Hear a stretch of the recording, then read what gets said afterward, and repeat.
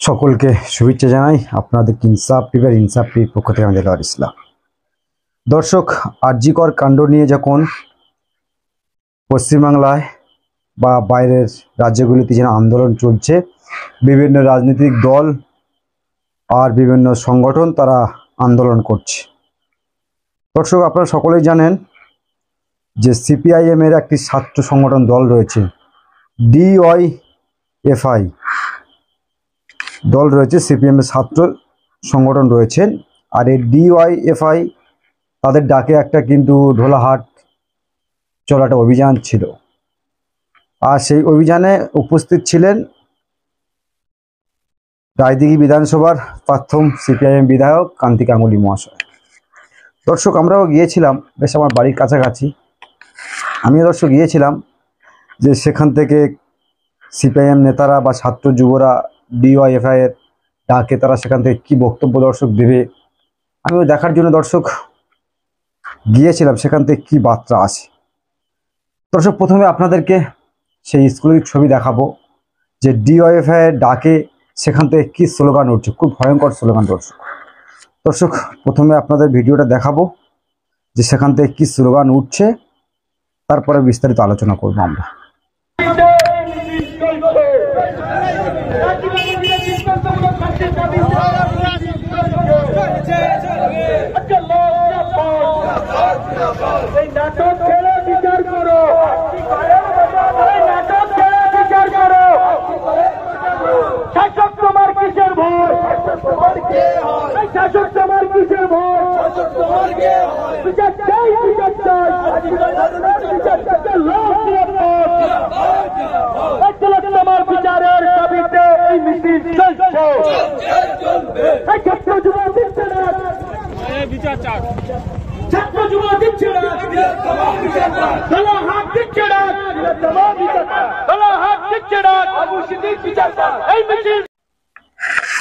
দর্শক দেখলেন যে ডিওয়াইএফআই এর ডাকে তারা ছাত্র সংগঠনেরা ঢোলাহাটে তারা অভিযান করে, শান্তিপূর্ণ অভিযান, কিন্তু সেখান থেকে স্লোগান যে উঠছে, যে আওয়াজ উঠছে, ভয়ঙ্কর আওয়াজ, মারাত্মক আওয়াজ। দর্শক সেখানে বলছেন, শাসক তোমার এত ভয়, ধর্ষক তোমার কে হয়। আর দর্শক দেখেছি যে শাসক কোথাও একটা সরকারের পুলিশ আড়াল করার চেষ্টা করছে আরজি কর কাণ্ড নিয়ে। আর যখনই আমি খবরটা করছি তখন অনেক শাসক দলের নেতারা দেখবে যে আমাদের বিরুদ্ধে বলছে, চলোকে ধরিয়ে দেওয়া হোক, পুলিশে তুলে দেওয়া হোক। দর্শক, এই পুলিশ ভয় দিয়ে কি আর কোনো লাভ নেই, কারণ বাংলার মানুষ জেনে গিয়েছে যে রাজ্যে সরকার চলছে না, সার্কেস চলছে। নহলে একটা রেপ টু মার্ডার হয়ে গেলেন, সেখানে কতদিন হয়ে গেল, তারা এখনো বিচার পায়নি, আর আসামিকে ঠিকঠাক মতো তদন্ত এগোতে পারেনি। অনেকেই বলবেন সিবিআইয়ের হাতে কেসটা চলে গেছে, কেন্দ্রীয় সংস্থার হাতে, আমরা কি করব। দর্শক, আমরা কিন্তু ভুলে যাইনি। দর্শক, আমরা ভুলে যাইনি। বেশ মাস দুয়েক আগে দর্শক সম্ভবত আবু সিদ্দিকী হালদার যে এক যুবককে থানাতে পিটিয়ে হত্যা করা হয়েছে, আর অভিযোগ রাজ্যের পুলিশের বিরুদ্ধে।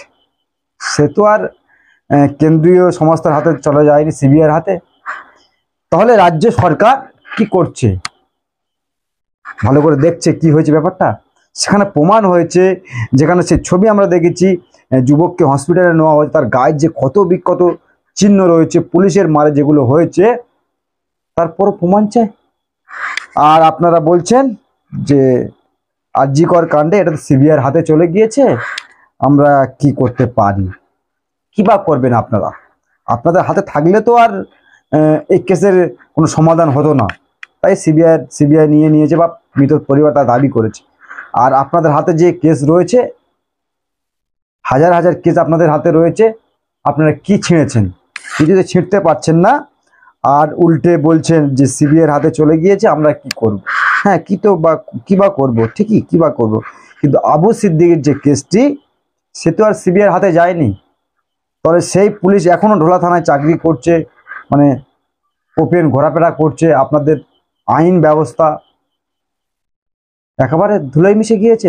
আর এই প্রশ্ন যখন আমরা করব, আমাদেরকে কন্ট্রোল করার চেষ্টা করা হবে শাসকের পক্ষ থেকে। এগুলো আর চলবে না, কোনো লাভটা আর হবে না। কারণ দর্শক, আমরা যত বাধা আসুক না কেন আমরা সত্য খবর মানুষকে দেখাবো এবং সত্য কথা বলার চেষ্টা করবো দর্শক, আর বলবোই।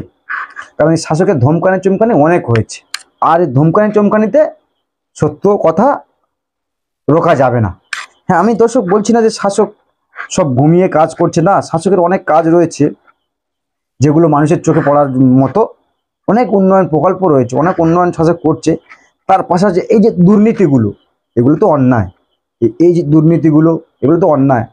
ওপেন তোলা তুলছেন, এগুলো তো অন্যায়।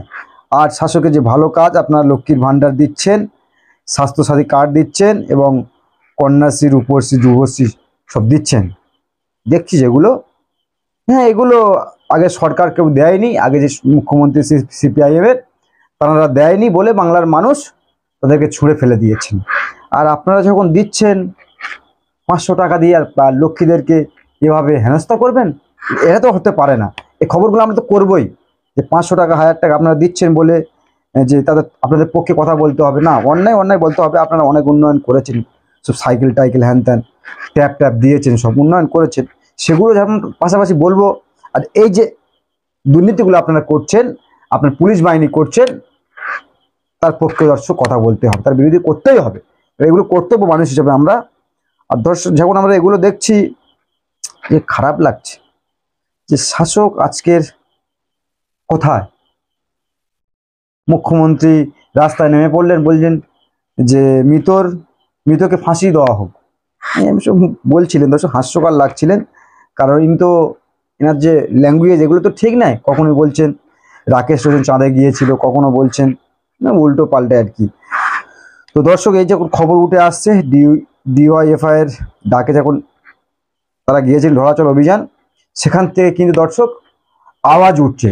এবার কিন্তু বাংলার মানুষ আর এই ভয়টাই করবে না, গর্জন দিতে শুরু করেছে যে শাসক তুমি চুপ কেন, ধর্ষক তোমার কে হয়।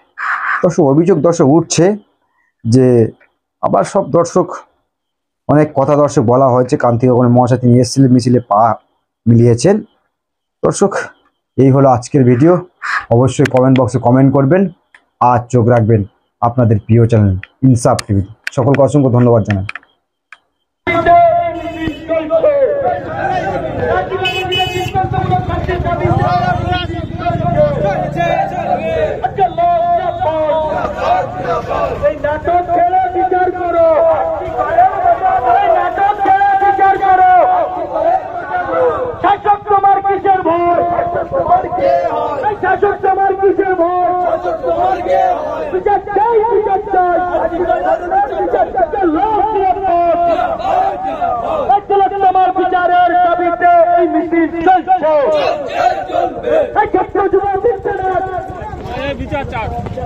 ছাত্র যুব দিচ্ছে না, দলা হাত দিচ্ছে না, দলা হাত দিচ্ছে না, আবু সিদ্দিক বিচার, এই মিছিল দিচ্ছে না, আবু সিদ্দিক বিচার।